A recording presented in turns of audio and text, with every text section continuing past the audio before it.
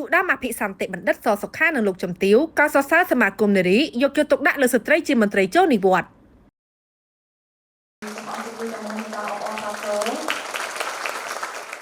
ឯឧត្តមអភិសន្តិបណ្ឌិតសសុខាឧបនាយករដ្ឋមន្ត្រីក្រសួងមហាផ្ទៃនិងលោកជំទាវកែសុនសុភីសសុខាបានកោតសរសើរនិងវាយតម្លៃខ្ពស់ចំពោះកិច្ចខិតខំប្រឹងប្រែងរបស់គណៈកម្មការសាខាសមាគមនារីកម្ពុជាដើម្បីសន្តិភាពនិងអភិវឌ្ឍក្រសួងមហាផ្ទៃដែលបានបដិបដាមរៀបចំឲ្យមានព្រឹត្តិការណ៍ដ៏មានសារៈសំខាន់ផ្សារភ្ជាប់មនោសញ្ចេតនាស្រឡាញ់រាប់អាននិងនឹករលឹកសួរសុខទុក្ខដល់ស្ត្រីជាមន្ត្រីចូលនិវត្តន៍បើទោះបីជាលោកជំទាវលោកស្រីទាំងអស់បានចូលនិវត្តន៍ការថ្លែងបែបនេះធ្វើឡើងក្នុងឱកាសដែលឯកឧត្តមអភិសន្តិបណ្ឌិតសសុខាឧបនាយករដ្ឋមន្ត្រីក្រសួងមហាផ្ទៃ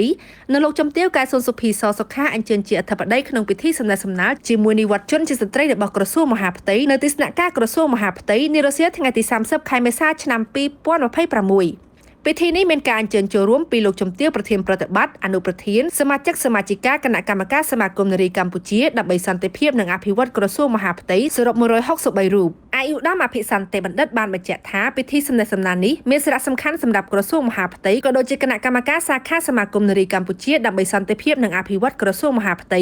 ដោយបង្ហាញពីការយកចិត្តទុកដាក់ចំពោះនិវត្តជនដែលជាស្ត្រីបើទោះបីជាលោកជំទាវលោកស្រីចូលនិវត្តន៍ក៏ដោយក្រសួងនៅតែផ្ដល់តម្លៃព្រោះនិវត្តជនដែលជាស្ត្រីទាំងអស់ជាឃ្លាំងចំណេះដឹងនិងបទពិសោធន៍ជួយត្រួសត្រាយផ្លូវសម្រាប់មន្ត្រីជំនាន់ក្រោយលោកជំទាវជូប៊ុនអេងប្រធានប្រតិបត្តិគណៈកម្មការសាខាសមាគមនារីកម្ពុជាដើម្បីសន្តិភាពនិងអភិវឌ្ឍក្រសួងមហាផ្ទៃបានមានប្រសាសន៍ថា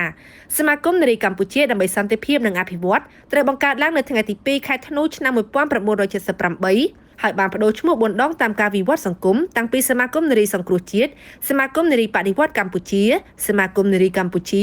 និងពីឆ្នាំ1999មកដល់បច្ចុប្បន្នជាសមាគមនារីកម្ពុជាដើម្បីសន្តិភាពនិងអភិវឌ្ឍសមាគមមានសាខាទូទាំងក្រសួងស្ថាប័ននិងរាជធានីខេត្តក្រុងស្រុកខណ្ឌព្រមទាំងបណ្ដាញដល់មូលដ្ឋាននិងវិស័យឯកជន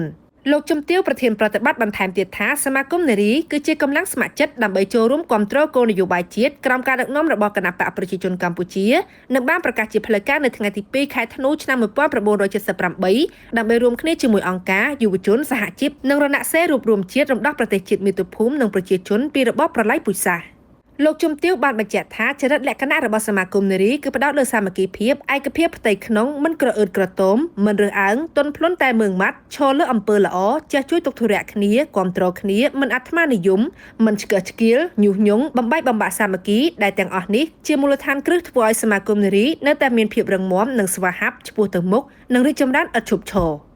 គួរបញ្ជាក់ថាគណៈកម្មការសាខាសមាគមនារីក្រសួងមហាផ្ទៃបានរៀបចំរចនាសម្ព័ន្ធដែលមានសមាជិកភាពជាអាចថ្នាក់កិត្តិយសមានសមាជិកភាពមាន15រូបថ្នាក់ប្រតិបត្តិមាន55រូបលេខាធិការដ្ឋានជាសេនាធិការមាន46រូបអនុសាខាសមាគមនារីនៅតាមបណ្ដាអង្គភាពចំណុះក្រសួងមហាផ្ទៃ